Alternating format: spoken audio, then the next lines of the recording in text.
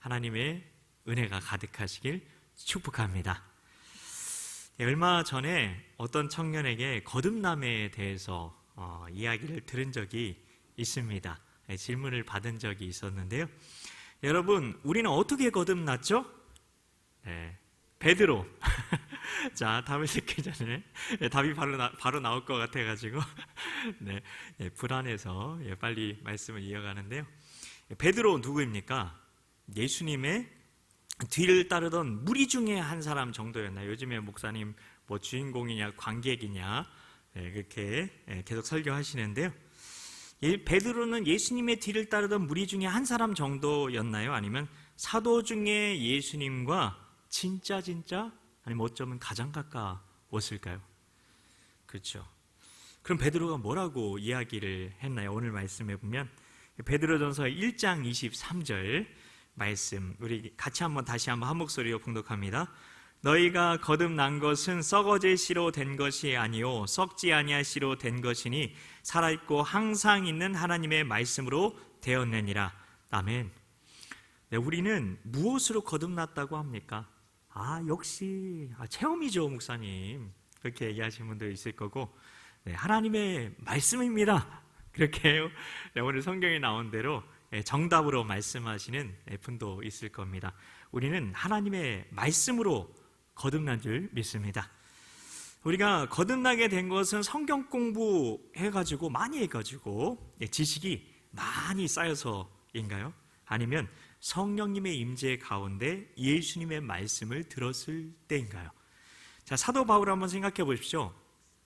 그가 예수님 믿기 전에 이름이 무엇이었을까요? 1번 사무리, 2번 사울. 그렇습니다. 2번 사울이. 그의 이름은 사울이었습니다. 사울이었을 때 그는 복음을 못 들었나요? 들었나요? 그렇죠. 제 퀴즈는 무조건 뒤에 있는 거다. 자, 들었습니다. 스데반이 복음을 전할 때 하나님의 그 사람 스데반이 어떻게 죽었습니까? 사람들이 돌로 쳐서 죽였는데요. 근데 그때 사울이 그 자리에 있었던 것 아시죠? 그때 사울이 무엇하고 있었습니까? 사도행전 7장 58절입니다. 성 밖으로 내치고 돌로 칠세, 돌로 쳐서 죽였다는 건데요. 근데 증인들이 옷을 벗어서 사울이라 하는 청년의 발 앞에 두니라 라고 되어 있습니다. 사울도 스데반이 죽기 전에 마지막으로 스데반이 복음을 전하는 것을 들었습니다. 분명합니다. 왜 제가 그걸 믿냐고요? 성경에 써있기 때문입니다. 그러나 그는 복음을 믿었습니까? 분명한 복음을 들었는데 그는 믿지 못했습니다. 심지어 그는 교회를 싹 다 없애려고 했죠. 사도행전 8장 3절입니다. 사울이 교회를 잔멸할세 각 집에 들어가 남녀를 끌어다가 옥에 넘기니라. 아멘 하고 싶지 않은 말씀인데 교회를 잔멸했다는 말이 바로 그 말입니다. 이랬던 사울이 어떻게 거듭나게 되었을까요? 어떻게 그렇게 놀라운 증인으로 정말 복음을 위해서 목사님 오늘 살아도 주를 위해 죽어도 주를 위해 사나 죽으나 우리가 주의 것이로다 이런 말을 전하는 복음의 증인이 어떻게 되었을까요? 어떻게 그가 거듭나게 된 것일까요? 때는 사울이 대제사장에게 가서 그를 싹 다 청소해버릴 공문을 받아가지고 다메섹으로 가던 길이었습니다. 이 BGM이 깔려야 될 것 같은데요. 뭔가 이렇게 즐겁게 가는 길이었는데 근데 갑자기 하나님의 임재 가운데 예수님을 만났고 그때 예수님의 음성을 들었죠. 이때 그는 거듭난 겁니다. 그러므로 믿음은 들음에서 나며 들음은 그리스도의 말씀으로 말미암느니라. 로마서 10장 17절 말씀이죠. 너무나 잘 아는 말씀인데 여기서 믿음은 거듭나는 믿음을 말하는 거죠. 근데 이 믿음은 들어야 생긴다고 하죠. 근데 중요한 게 있어요. 그냥 말씀이 아니라 그리스도의 말씀이라는 겁니다. 자, 여기서 그리스도의 말씀은 뭘까요? 광 목사님이 밑줄 쫙 별표 하나 돼지꼬리 땡땡 하며 말씀하셔도 그냥 문자적인 말씀입니다 생각하시는 분이 있을 수도 있고 아니면 성령의 감동에 따라 이렇게 생각되시는 분도 있을 거예요. 성령께서 들려주시는 예수님의 살아있는 음성이다. 바울은 예수님의 살아있는 음성을 듣는 자에 대해서 이렇게 말했습니다. 내가 복음을 부끄러워하지 아니하노니 이 복음은 모든 믿는 자에게 구원을 주시는 하나님의 능력이 됨이라. 먼저는 유대인에게요 그리고 헬라인에게로다. 로마서 1장 16절 말씀인데, 모든 믿는 자에게 구원을 주시는 하나님의 능력이 복음이라고 합니다. 근데 이 믿는 자가 그냥 믿는 자가 아닙니다. 살아계신 주님의 음성을 들어 믿게 된 자를 말하는 겁니다. 내가 믿는 게 아니라 성령께서 믿게 하셨다, 이 말입니다. 그러면 구원은 뭘 말하는가요? 거듭나기 위해서는 살아있는 주의 음성을, 살아있는 그 복음을, 살아있는 주님의 임재 가운데 살아계신 주님의 음성을 들어야 우리가 거듭난다, 이렇게 말씀을 드렸는데, 그러면 구원은 무엇을 의미할까요? 우리가 거듭났다고 할 때 그 거듭난 게 영일까요? 영혼일까요? 마음과 육신일까요? 자, 이걸 제대로 알아야 우리가 구원에 대해서 헛갈리지 않고 하나님의 자녀로 살 수 있습니다. 이것을 제대로 살펴보지 못하기 때문에 우리는 내가 구원을 받은 것인지 아니면 삼원을 받은 것인지 모르고 살아갑니다. 예수님께서 우리 죄값을 지불하시고 우리에게 성령을 보내주기 위해 지신 십자가의 죽음은 완전하심을 믿으십니까? 네, 하나님 나라는 이미 그리고 아직의 관계를 잘 이해해야 하는데요. 이미가 무엇입니까? 영어로 already, 현재 이루어졌다는 거죠. 아직이라는 건요, 영어로 not yet, 아직 오지 않은 18번 버스 같이 아직 오지 않은 미래에 일어난다는 겁니다. 구원에도 이미 우리가 누리는 게 있고 아직 오지 않은 게 있다는 겁니다. 우리가 예수님을 믿을 때 법적으로는 영혼 육이 모두 구원을 받은 겁니다. 사람이 영혼 육으로 되어 있는 거 아시죠? 육은 육체를 말합니다. 영어로는 flesh, 고기 덩이라는 뜻도 있는데요. 이렇게 고기 덩이 같은 육체, 그게 육이고요. 영혼은 우리 육체에 담겨진 신비한 생명을 말합니다. 굳이 영과 혼을 나눠서 혼을 설명하면 혼은 마음이라고 할 수가 있습니다. 법 그리고 적용의 문제는 근데 다르다는 것을 아셔야 하는데요. 우리가 예수님 믿을 때 법적으로는 영혼 육 모두가 구원을 받은 거예요. 그런데 우리에게 현재 적용이 된 건 영뿐입니다. 그래서 우리에게 그 중요한 말씀이 있는데요. 고린도전서 6장 17절의 말씀입니다. 주와 합하는 자는 한 영이니라. 구원을 받으면 즉시 우리의 영이 성령님과 연합이 된다는 겁니다. 완전히 하나가 된다는 겁니다. 사람의 영은 응애, 애기 목소리 뭔가 좀 이상하네요. 하여튼 깨끗한 그런 목소리 생각하시고요. 사람의 영은 응애하고 태어날 때부터 본성, 죄성과 연결이 되어 있어요. 유기성 목사님 은퇴하셨잖아요. 선한목자교회, 되게 유명한 교회인데, 그 선한목자교회에 은퇴하셨는데, 어쨌든 그 목사님이 만드신 그 새가족 교재를 제가 예전에 사용해서 새가족들을 가르쳤는데, 근데 이 새가족 교재에 보면 아주 중요한 그림이 있어요. 맨 처음 부분에 나오는데, 나무 그림이 나오는데요. 영의 구원을 너무나 잘 보여주는 그림이에요. 나중에 꼭 보여드리고 싶은데, 뿌리가 세상과 마귀에게 내려있던 나무가 하나님 나라로 뿌리채 옮겨 심겨지는 그림입니다. 그래서 우리는 죄와 세상에서 뿌리 뽑힌 나무입니다. 이걸 잘 알아야 돼요. 그래서 성경은 우리의 옛사람이 죽었다고 말하는 겁니다. 죽었다. 이제 더 이상 우리가 죄와 세상과 마귀의 뿌리 내린 자가 아니라는 겁니다. 그래서 우리는 안고 없는 찐빵과 같습니다. 혹시 안고 없는 찐빵을 아시나요? 찐빵 안에 그 팥이, 속이 없는 것을 안고 없는 찐빵이라고 하는데요. 그것과 우리가 똑같다는 거예요. 죄성이라는 안고가 우리에게서 사라졌다는 겁니다. 이걸 모르면 죄인과 의인의 관계를 절대 알 수가 없어요. 이 말씀을 모르면 우리가 의인 되었다는 말씀을 알 수가 없어요. 신약 성경 여러분 다 한번 검색해 보세요. 지금 핸드폰으로 검색해 보셔도 좋아요. 가피부 성경 다 있으시잖아요. 거기에 죄인이라고 한번 찾아보시고, 신약에서 우리를 향해서 죄인이라고 지칭한 말씀이 단 한 구절이라도 있는지 한번 찾아보십시오. 하나 있어요. 내가 죄인 중에 괴수다. 바울이 이야기한 건데요. 그건 뭐냐면 자기가 구원받을 때에 얼마나 자기가 죄인이었었는지를 말하기 위해서 표현한 표현인지 그 이외에 바울이 자신을 향해서 죄인이라고 말한 적이 단 한 번도 없다는 겁니다. 그걸 알아야 합니다. 더 이상 우리는 죄인이라고 부르지 않고 오직 의인은 믿음으로 말미암아 살리라. 누가 한 말입니까? 바울입니다. 더 이상 우리는 죄인이 아니라 의인이라고 불러야 합니다. 꼭 찾아보십시오. 확인하는 게 참 좋습니다. 영적인 본성이 그래서 우리가 어디에 뿌리 내렸느냐에 따라서 죄인이냐 의인이냐 차이인 겁니다. 이걸 알아야 내가 구원받았는지 구원받지 못했는지를 알 수가 있어요. 내가 성령님께 지금 연결되어 있다면, 연합되어 있다면 구원받는 겁니다. 그래서 그게 아니라면, 그래서 그리스도의 영이 없는 사람은 그리스도의 사람이 아니라고 바울이 이야기를 하는 겁니다. 그러면 왜 우리가 죄의 유혹에 흔들리냐? 갈대에 흔들리는, 바람에 흔들리는 갈대처럼 왜 우리가 죄의 유혹에 끊임없이 흔들릴까요? 그건 나중에 말씀을 드릴게요. 우리가 알거니와 우리의 옛사람이 예수와 함께 십자가에 못 박힌 것은 죄의 몸이 죽어 다시는 우리가 죄에게 종노릇하지 아니하려 함이니, 로마서 6장 6절 말씀인데요. 여기 보면 옛사람을 영어로 뭐라고 하냐면요, old sinful nature, old self 이렇게 되어 있어요.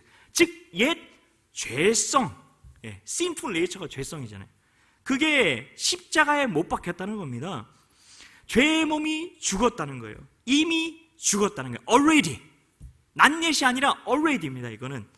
그래서 옛사람이 십자가에 못 박혔다는 것은 옛사람이 죽었다는 겁니다. 옛사람을 영어로 보시면 로마서 8장 9절에는 너희 속에 하나님의 영이 거하시면 너희가 육신에 있지 아니하고, 완전히 분리하고 있어요. 중간은 없다는 거예요. 그럼 말씀을 이렇게 번역하고 있어요. You are not controlled by your sinful nature. sinful nature에게 더 이상 너희는 컨트롤되지 않는다 라고 말합니다. 죄성이 더 이상 우리를 컨트롤하지 못한다는 겁니다. 근데 우리의 믿음은 어디에 있습니까? 여전히 난 죄인이죠. 죄가 나를 지배하는 것처럼 생각을 합니다. 나 같은 죄인, 나같이 못난 죄인, 그게 우리의 정체성이 아니라는 겁니다. 너희가 서로 거짓말하지 말아라. 옛사람과 그 행위를 벗어버리고. 거짓말하지 말래요. 뭐가 거짓말이라고요? 옛사람과 그 행위를 너희는 벗어버릴 수 없어라고 말하는 게 거짓말이라는 거죠. 너희는 여전히 옛사람 심플 네이처를 가진 존재야 라고 말하는 게 거짓말하는 거라는 겁니다. 그래서 너희가 서로 거짓말하지 말라. 옛사람과 그 행위를 벗어버리고 새 사람을 입었으니 이는 자기를 창조하신 이의 형상을 따라 지식에까지 새롭게 하심을 입은 자니라. already죠. 난옛이 아니에요. 난옛이 아니에요. 속지 마십시오. 여기에 보면 새 사람이라는 말이 영어로 뭐라고 되어 있냐면 the new nature, the new self라고 되어 있어요. 마귀가 우리에게 하게 만드는, 내 입술로 고백하게 만드는, 왜냐하면 입술로 고백해야 믿음이 되니까 그 입술로 고백하게 만드는 거짓말이 있다는 겁니다. 그게 뭐냐면 내가 새 사람을 이미 입었는데, 누구든지 그리스도 안에 있으면 새로운 피조물이라 이전 것은 지나갔으니, has gone인데, 그리고 우리가 이전 것은 지나 보라 새 것이 되었도다 그렇게 얘기를 하는데, 내가 새 사람을 입었는데 나는 입지 않고 나는 여전히 못난 죄인이라고 말하게 만드는 게 그게 바로 거짓말이라는 겁니다. 그게 진리가 아닌 비진리라는 겁니다. 그러면 진리는 뭘까요? 고린도후서 5장 17절, 방금 전에 말씀드린 그런즉 누구든지, 여기는 아무도 예외가 없어요. 누구든지, 여러분 성령께서 여러분 안에 계십니까? 그러면 누구든지 그리스도 안에 있으면 새로운 피조물이라. 이전 것은 지나갔으니 18번 버스처럼 가버렸어요. 돌아오지 않아요. 보라 새 것이 되었도다. 보라 새 것이 되었도다. 보라 새 것이 되었도다. 그게 우리의 새로운 정체성이라는 겁니다. 그리스도 안에 있는 하나님의 자녀는 이제 새 사람이라는 겁니다. 그런데 마음과 육신은 근데 옛날과 똑같죠. 이게 뭡니까? 그럼 내가 구원받은 것인지 사모받은 것인지 잘 모르겠는 거예요. 왜냐하면 왜 마음과 육신이 똑같을까요? 그 잘 알아야 되는데요. 그래서 영혼육의 관계를 아주 잘 알아야 이해할 수가 있는데요. 왜냐하면 과거의 기억과 경험을 나로부터 잘라낼 수 있습니까? 지우개로 지우듯이 지워버릴 수 있습니까? 절대 그럴 수 없어요. 그렇게 형성된 게 내가 생각하는 내가 라고 할 때 그 나입니다. 그리고 우리가 말할 때부터 나는 이라고 말하잖아요. 나는 이게 싫어. 나는 이게 좋아. 나는 이렇게 생각해. 나는 이라고 말하는 순간 자아라는 운영체제가 부팅이 됩니다. 그게 가동이 되는 거예요. 그래서 우리는 날마다 우리의 마음과 육신을 새롭게 해야 합니다. 그게 바로 성화의 삶입니다. 다른 게 아니라. 그럼 어떻게 새롭게 해야 되나요? 어떻게 마음과 육신을 새롭게 하나요? 중요한데 로마서 아까 8장 9절 말씀을 우리가 살펴봤죠. 너희 속에 하나님의 영이 거하시면 너희가 육신에 있지 아니하고 라는 말씀을 이렇게 번역한다고 했죠. You are not controlled by your sinful nature 라고 말씀을 드렸는데요. 성령님이 우리를 다스리시는 삶을 살면 된다는 겁니다. 이게 바로 영으로 몸의 행실을 죽이면 바로 이 뜻입니다. 속사람이 겉사람인 자아를 뚫고 나오는 삶인 겁니다. 이 삶은 오직 믿음으로 매일 성령님의 임재 가운데 말씀을 들음으로 나를 통해 나타나게 되는 삶인 겁니다. 그럴 때 말씀이신 주님이 나를 통해 나타나게 됩니다. 이게 바로 하나님 나라를 침노하는 삶입니다. 우리가 거듭났다고 할 때 하나님의 영이 우리 안에 오심으로 우리의 영이 거듭난 거예요. already는 영입니다. 영. 주와 합한 자는 한 영이니라. 이건 구원받는 사람이라는 거예요. 주님의 영이 우리의 영과 연합이 된 겁니다. 이게 바로 결혼의 비밀, 신비이기도 한데요. 그래서 성경에는 결혼의 비밀과 그리스도의 우리의 하나됨을 이렇게 똑같이 비유로 설명하고 있는 거죠. 이렇게 영으로 성령님과 한 영됨, 한 영됨, 이게 바로 거듭남입니다. 그래서 성도님들은 거듭난 이후에도 마음과 육신의 변화가 안 느껴지는 것 같으니까 나는 구원받았는지 삼원받았는지 모르는 겁니다. 그래서 장로교에서는 어떻게 얘기하는지 아세요? 구원에 대해서? 제가 진짜 구원에 대해 관심이 많았어요. 그래서 장로교 책도 많이 보고 그런 여러 가지 그런 것도 많이 봤는데요. 마틴 로이드 존스라고 굉장히 유명한 분 책도 엄청 읽고 그랬는데요. 장로교에서는 구원을 받았는지 안 받았는지 모른다 이야기를 합니다. 모른다. 확실히 말할 수 없다. 근데 그래서 굉장히 구원에 대해서 신중한데요. 그게 그래서 장로교예요. 그러면 어떻게 알 수 있다고 이야기를 하느냐? 그건 열매를 보고 알 수밖에 없다라고 이야기합니다. 그래서 장로교에서는 열매를 굉장히 강조합니다. 그만큼 우리 마음은 영이 주님과 합하여 한 영이 되는 그 변화를 느낄 수가 없다는 거예요. 알 수가 없다는 거예요. 우리는 세상을 있는 그대로 내가 본다고 생각할 수가 있어요. 근데 사실은 그렇지가 않습니다. 내 마음을 내부라고 생각하고 내 마음 밖을 외부라고 생각할 때 우리는 외부에 대해서는 늘 내부에서 만들어진 과거의 경험과 지식으로 만들어진 그 자아라는 창문을 통해서 내가 할 때 그 자아라는 창문을 통해서 그 외부를 바라봅니다. 그게 바로 우리가 보는 세상입니다. 그건 극장에서 영사기를 돌릴 때 스크린에 비춰지는 영상과 같습니다. 스크린의 영상은 뭐에 따라 달라집니까? 아니, 이 빔 프로젝트만 생각해봐도 알 수가 있습니다. 이 빔 프로젝트가 쏘는 영상이나 화면은 뭐에 따라 달라집니까? 빔 프로젝트의 컴퓨터가 무엇을 쏘느냐에 따라 달라지게 되어 있죠. 광 목사님이 엉거주춤 댄스를 영상을 틀면 내 눈 이렇게 되는 것처럼요. 무엇을 쏘느냐에 따라 달라지게 되는 겁니다. 보여주는 대로 볼 수밖에 없는 겁니다. 극장 영사기에서도 그 영사기에 넣는 필름에 따라서 영상이 달라지는 거죠. 근데 안타까운 일이 있습니다. 대부분의 사람들은 세상이 자기를 변화시킨다고 믿습니다. 그래서 세상이라는 자기가 살고 있는 환경을 바꾸기 위해서 용을 씁니다.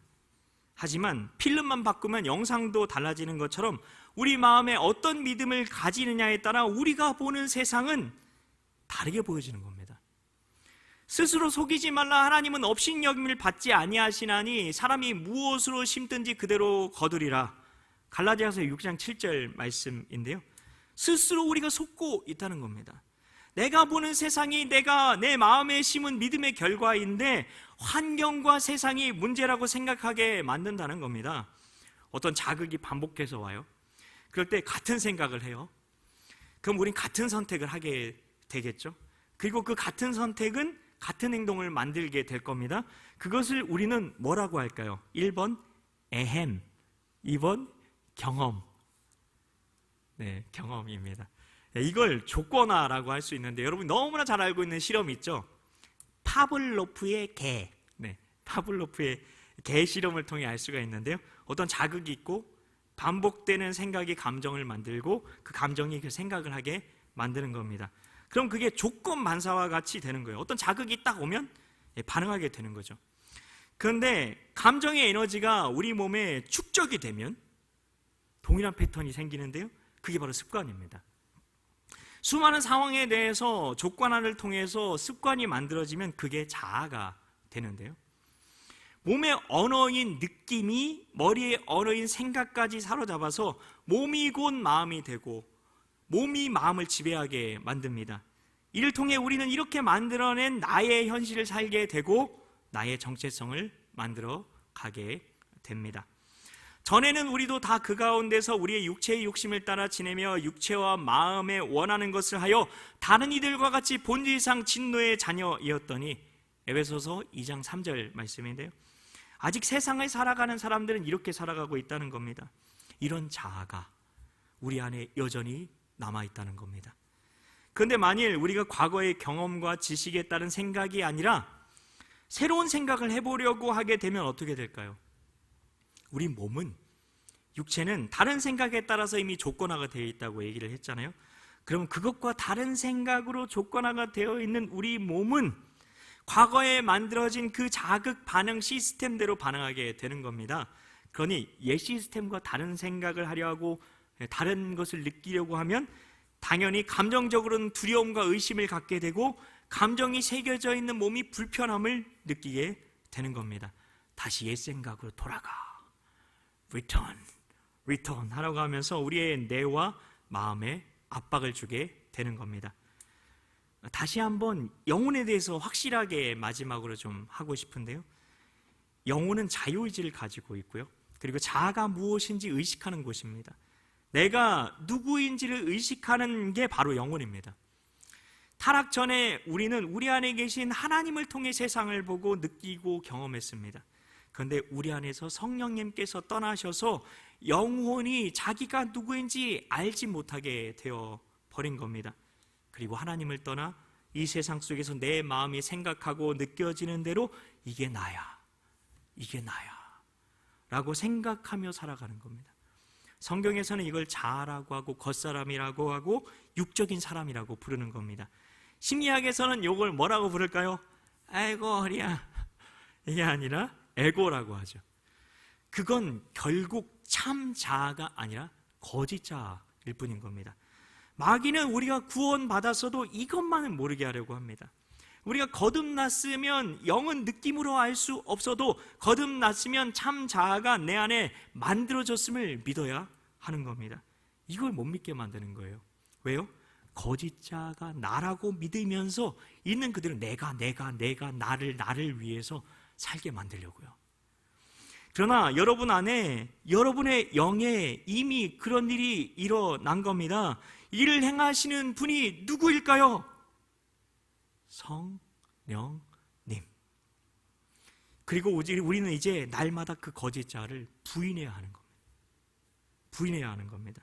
그 거짓 자아에 따라서 생각하고 느끼고 판단하는 걸 멈춰야 한다는 겁니다. 그리고 주님의 임재 가운데 주님의 음성을 들을 수 있어야 한다는 겁니다.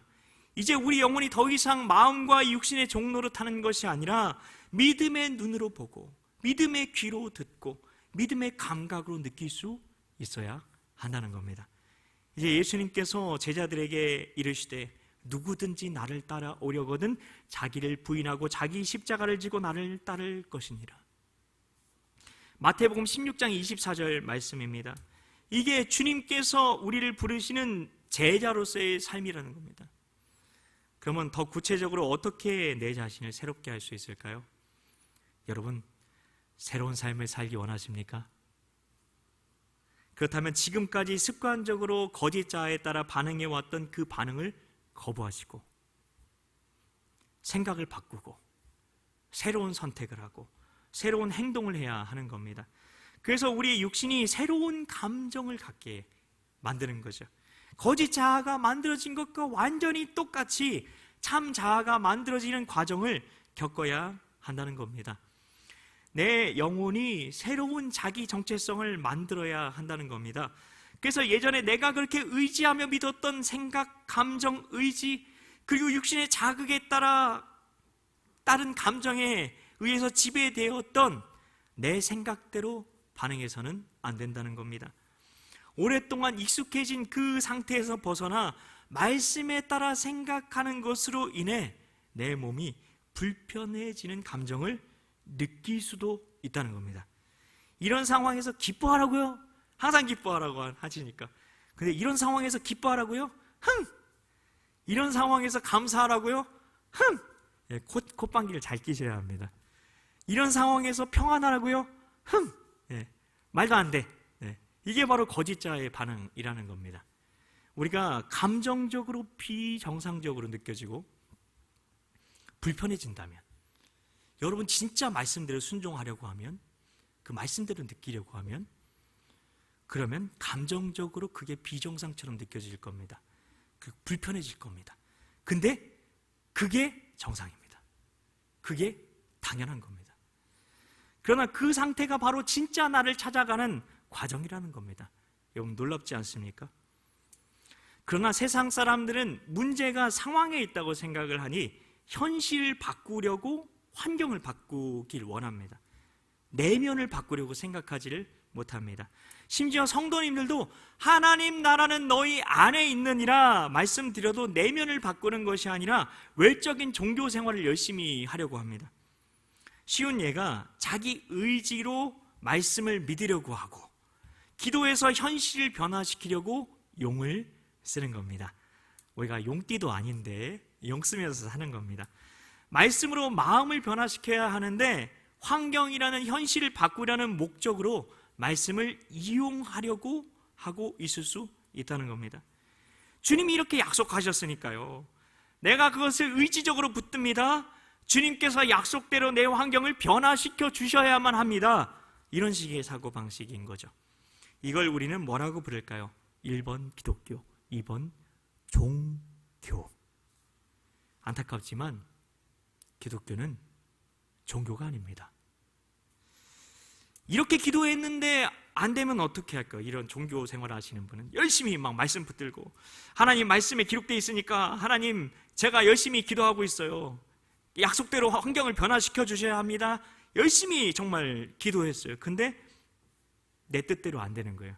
그러면 어떻게 하실까요? 실현은 안 돼도 주님은 부정하면 안 되잖아요.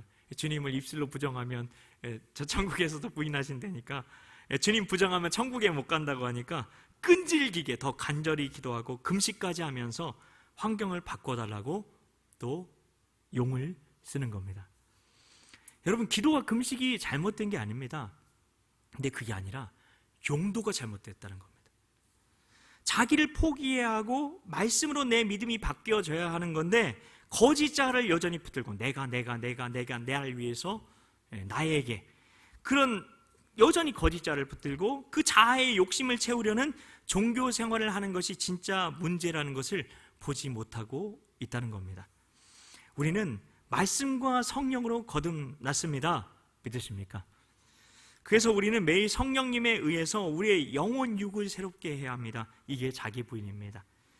너희가 육신대로 살면 반드시 죽을 것이로되 영으로서 몸의 행실을 죽이면 살리니. 로마서 8장 13절 말씀입니다. 여러분, 이 로마서는 누구를 향해 쓰여진 말씀입니까? 이 로마서 8장 13절은 누구를 향해 쓰여진 말씀입니까? 너희가 육신대로 살면 반드시 죽을 것이로되. 누구를 향해 쓰여진 말씀입니까? 성도입니다. 성도입니다. 영으로서 몸의 행실을 죽여야 살리라 말씀합니다. 그럼 어떻게 하는 게 영으로 몸의 행실을 죽이는 방법일까요? 이제 내 안에 참 자아가 창조되었음을 믿어 내가 새로운 피조물의 이 믿음으로 성령님의 임재 가운데 하나님의 말씀을 말함으로, 하나님의 말씀을 말함으로 영으로 몸의 행실을 죽일 수 있다는 겁니다. 갈라디아서 2장 20절 말씀에서 여러분 너무 잘 알고 있는 말씀인데, 자아는 누가 못 박았습니까? 1번 예수님. 우리 건이가 예수님을 예수님이라고 네. 2번 예수님. 그렇습니다. 예수님을 요한복음 1장 1절에서 어떤 하나님이라고 부릅니까? 나란 말씀이 뒹기게 달아. 네. 말씀이신 하나님이죠. 네. 하나님은 말씀이십니다. 예수님은 말씀을 말씀하심으로 천지 만물을, 그리고 나를 창조하셨죠. 예수님이 나를 창조하셨습니다. 지어나 생겨나라.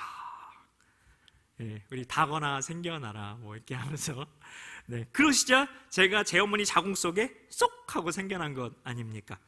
예수님께서 바울에게 그러셨듯이 우리에게도 말씀을 말하셔서 우리를 거듭나게 하셨죠. 그 음성 다 들으셨죠? 사랑하는 내 아들아, 사랑하는 내 딸아, 말씀하지 않으셨습니까? 그 음성으로 여러분이 거듭난 겁니다.